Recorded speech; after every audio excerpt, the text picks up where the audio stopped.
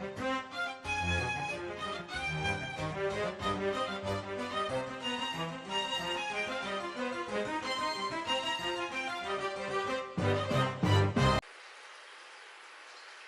guys, today we're going to talk a little bit about the history of this car and how it came to be.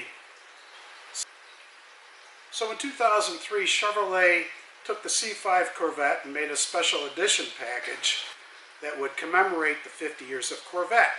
I mean, that's a big deal. One model lasting 50 years was, that's kind of a big deal. So what GM decided to do, and to commemorate those 50 years, was put together a package. I think it was for about $5 grand, and they would have a special red anniversary color for the exterior. They would have a shale color interior color, and then they would add 50th emblems on the front fenders, and they had 50th emblems stitched into the headrest on the seats. And I think about the only other thing they did was, I think that's when magnetic ride control came out, and that would be part of the $5,000 package too.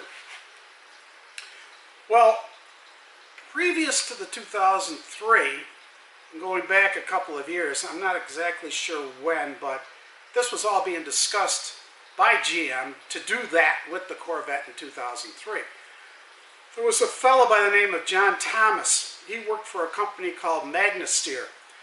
Now, Magna-Steer was a subsidiary of Magna International, a Canadian-based company, which was the largest North American company supplying to the automotive industry. So he came up with a sketch. He was actually the executive VP of Magna-Steer in Austria. He came up with a sketch, what he thought would look good for something special with that 50th anniversary Corvette. So he took it to a fellow in the United States, just outside of Detroit, Rochester Hills, to a man named Steve Pastiner. Now, in 1989, Steve formed his own company called Advanced Automotive Technologies. And there he was able to develop concepts and prototypes, stuff that he liked to do. Because previous to that, he was an assistant chief designer for General Motors. He worked for General Motors for 22 years. And eventually he became assistant chief designer at Chevrolet One Studio and for the Buick Studio. He worked on the Buick Grand National, the GNX. He worked on the new line of the 79 Rivieras. He actually worked in the wind tunnels for NASCAR, with NASCAR, when the Buicks were relevant in the 80s. So after a while, he left GM to branch out on his own and to do this kind of stuff. And actually, he was actually contracted by GM to develop the Buick Blackhawk. Now, the Buick Blackhawk was to pay tribute to the 100-year anniversary of Buick.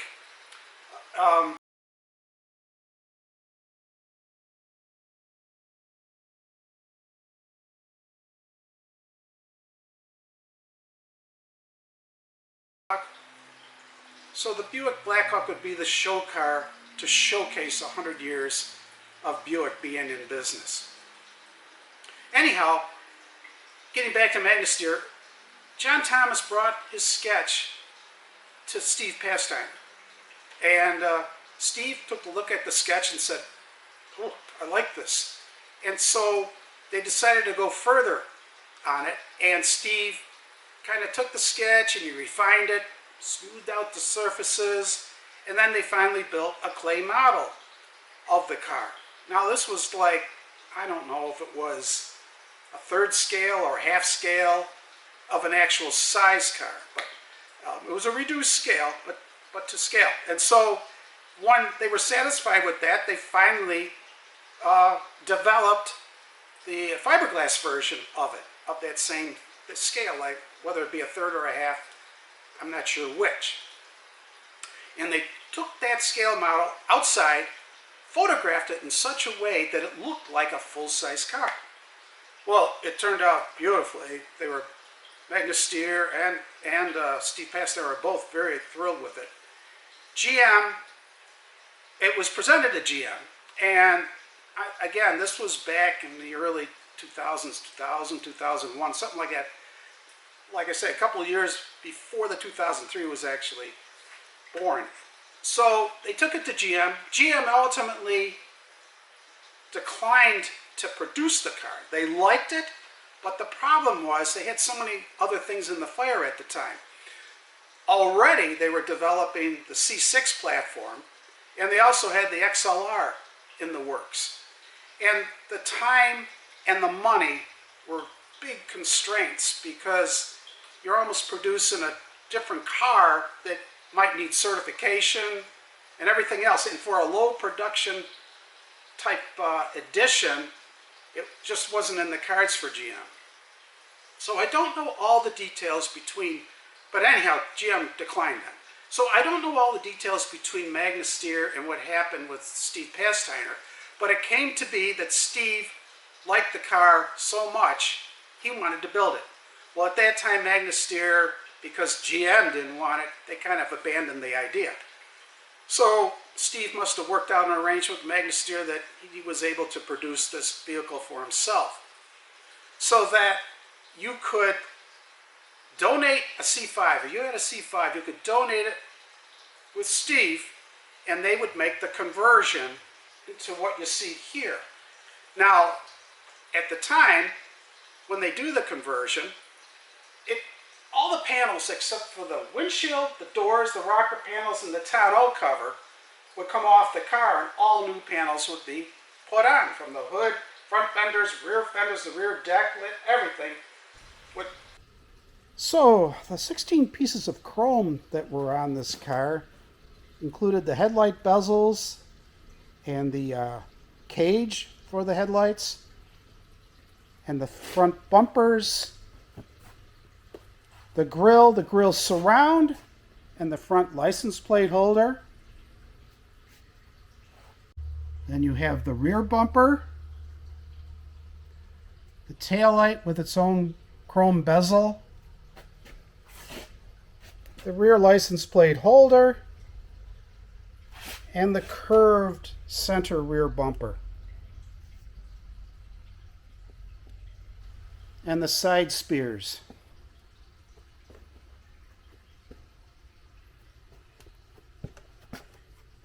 Deck lit, everything would be new. So at that time, you had fiberglass molds that were just a flat white, and you could have the car painted any color you wanted with this package. There was like just over 200 of them built, of these cars, and like 70% of them were probably white, because that was the original color of the '53 Corvette. So people wanted to follow through with that color scheme. And so the interiors would also be red with white accents, and that's what came on the '53. Now, you could have the car painted any color you wanted, and you could have the interior done any way you wanted.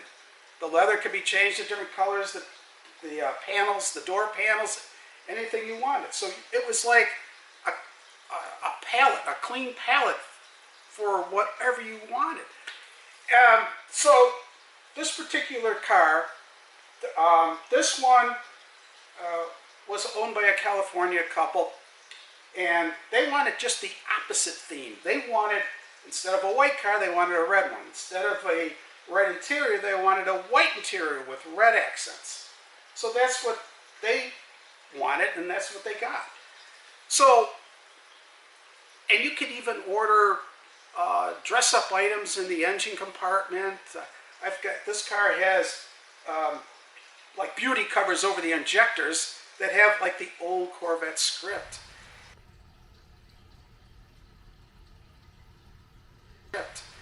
So you could order anything you wanted on the car.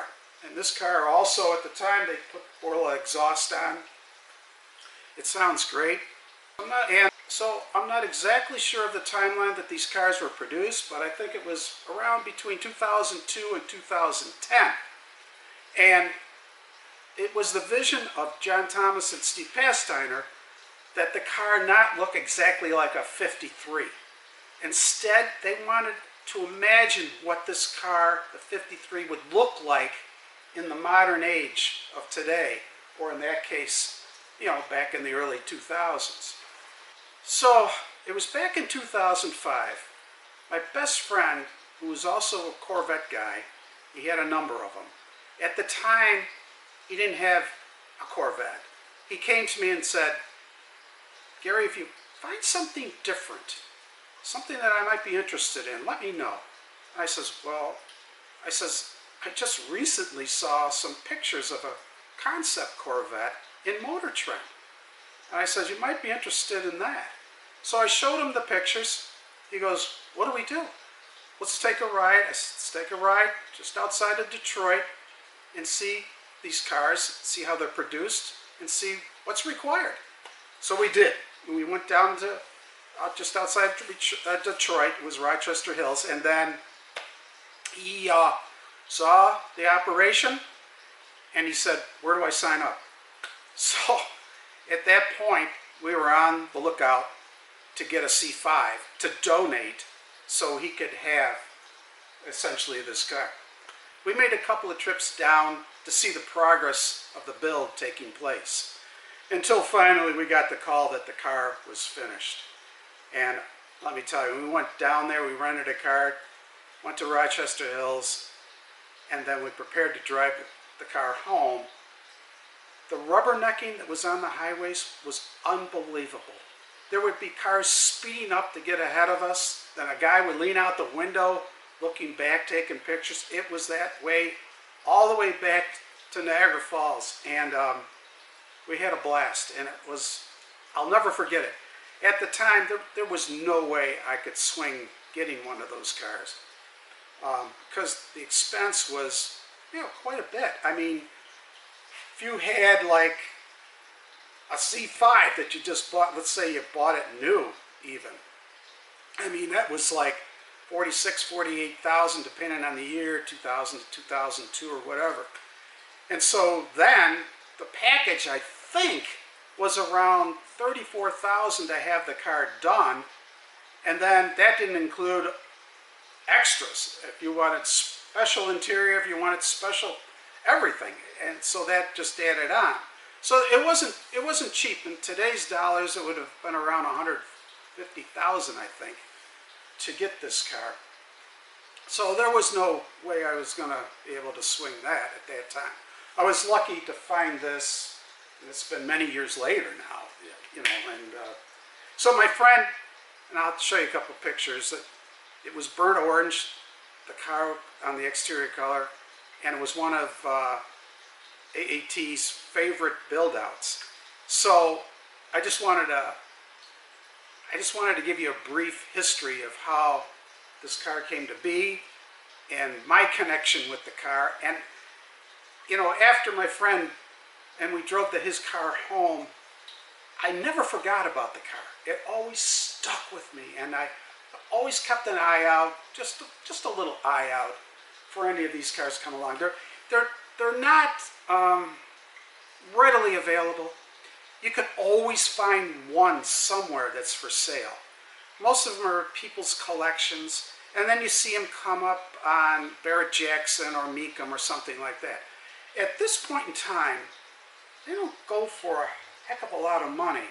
A few years back during the pandemic, they were in six figures on the auction, but they're way down from that now. I mean, I think most of the market is a little bit soft.